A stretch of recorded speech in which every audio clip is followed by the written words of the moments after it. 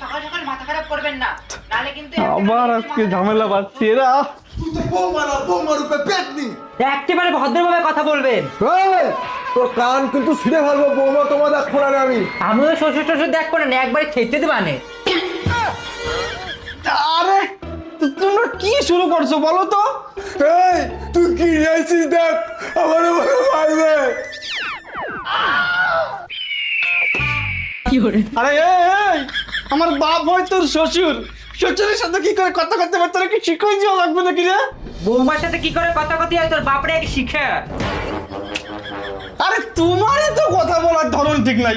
আচ্ছা চলো, আজকে তোমাকে আমি শিখাবো কিভাবে শ্বশুরের সাথে অ্যাডজাস্ট হয়ে থাকতে হয়, কিভাবে শ্বশুরের সাথে ভালোভাবে কথা বলতে হয়।